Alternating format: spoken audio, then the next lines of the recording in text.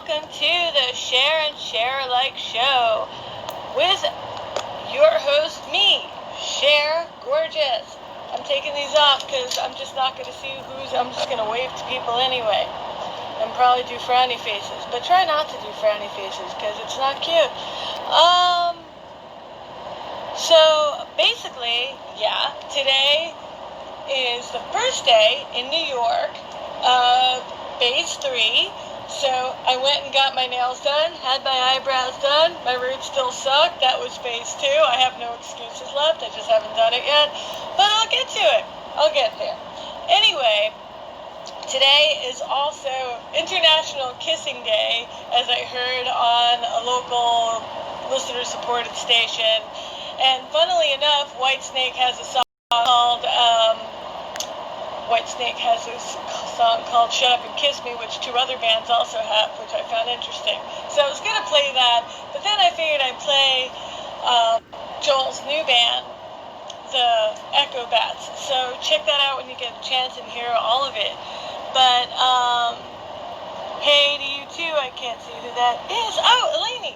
Okay, so I'm going to put my glasses on because guess what? I can't see anything. And now I just look like Elton John, but female and with a cool shirt on. I don't know.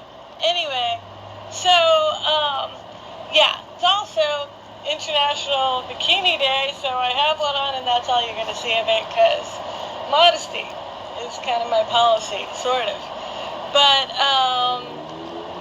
so there's something else today, but I don't really remember, and I don't really think it's that important anyway. So why don't we do ourselves a favor and bring Joel on to try to find him in here. There he is. Okay. Alrighty. And here we go. We're waiting for Joel to come on. He'll be right with us. You guys are watching the Share and Share Alike show. For those of you who are just tuning in a minute after I already said it, but that's alright. See my bikini string hanging out. I really need to go to the beach before July, before this week is over. So, anyway, if any of you have questions for Joel, feel free to shout them out towards the end. That's what I'd appreciate you doing. And she'll be with us till about 10 o'clock my time, and actually his time, because we're in the same time zone. But something is wonky with this whole thing. He's coming on, it'll happen. Sometimes it takes a minute. Instagram is kind of really embarrassing, but it is what it is. Joel Hoekstra, alright, Joel, let's see if we can. Okay, who else? Let's look at this review. Just keeps going up. Okay. I'm going to try getting Joel in again. And there he is. All right. I can come like a librarian. You read the message. We made it happen. Happy to have you. How are you doing tonight? I'm great, thank you. How are you? I'm all right. It's a little hot. I made it through a thunderstorm before. And, normally I'm scared of thunderstorms, but today I was like, just look fear in the face and just say fuck it or whatever, right? And just go with it. And I'm like, I'm going to do that and not be afraid of this thunderstorm and not be afraid of getting hit by lightning because when it's your time, it's your time. Screw it. All right, yeah. Sometimes I just talk a little too off the cuff. I don't know. Well, no, that's fine. That's your style. You're rolling. I'm rolling. It's what I do. Rolling. So, let's talk about the Echobats, shall we? I'm really excited about this band. Sure, yeah. How did you guys all come together? Yeah, Matt Starr and Tony Harnell talked about putting a project together a while ago, and they contacted me, and from there we all just kind of thought about James Lomenzo on bass, and we talked about doing something a little bit different. Right? We talked about doing something a little bit different than just straight ahead hard rock, and talked about the fact that we've all had plenty of hard rock projects, and why not do something fun and change things up? So we were talking about more like doing something along the lines of Queen, something with atypical song forms like Led Zeppelin, where a song wouldn't necessarily go A B C.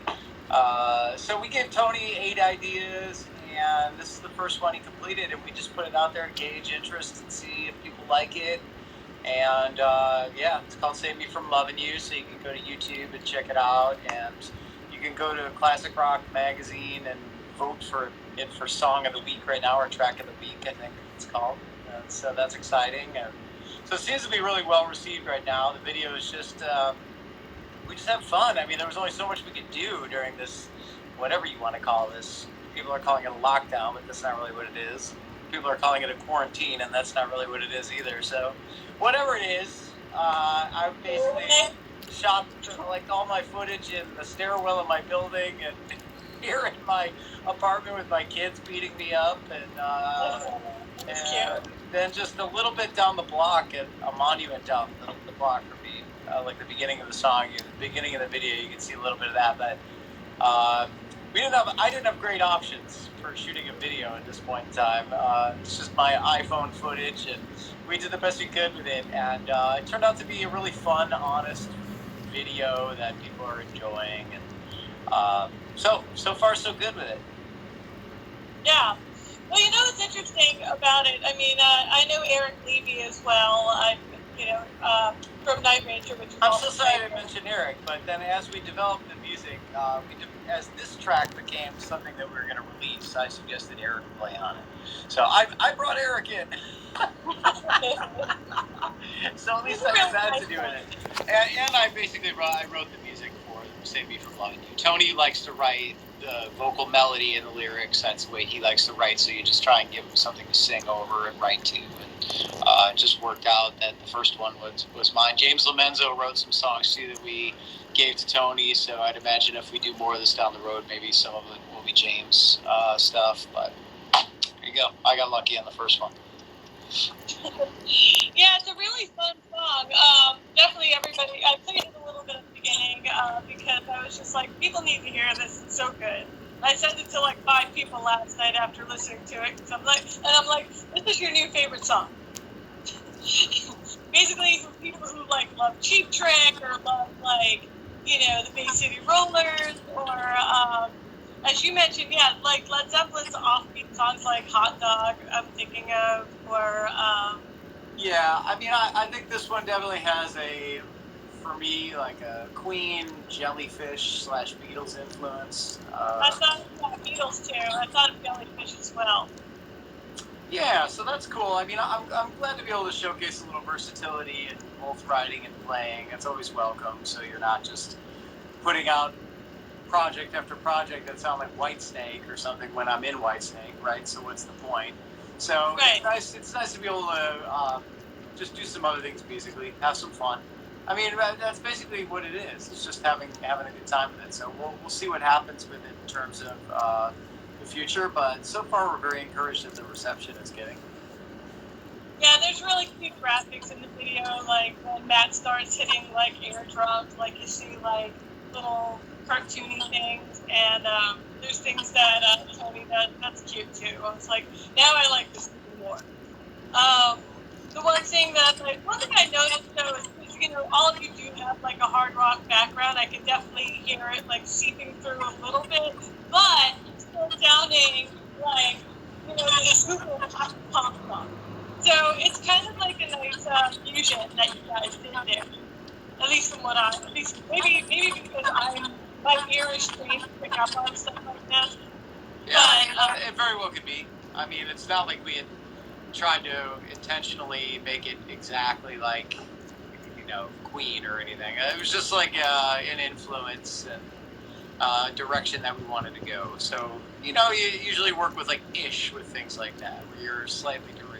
But yeah, in the end, you're still going to put a 2020 sound on it. So that, especially with Chris Collier mixing it, kind of gives it a little bit of that punchier, tougher sound. And that's Chris. That's what he does with stuff. I mean, he makes it, soups it up, it does sound 2020, regardless of the fact that it's influenced musically by the bands that I mentioned. Maybe even better than those people. I don't know. But, let's segue a little bit to your home rock stuff. So you have your album that was released 5 years ago. Yeah, Joel Hoekstra's 13, which is my rock side project, and released Dying to Live in 2015. And I'm working on the follow-up to that, and that should be out later this year, hopefully. So I'm really excited about that. I just had to kind of put that on standby for like 2 weeks right now because Chris Collier is mixing that as well, and he was busy for the last 2 weeks. So I kind of shut the forward progress on that down, but I'm down to the big stage of it, so very excited.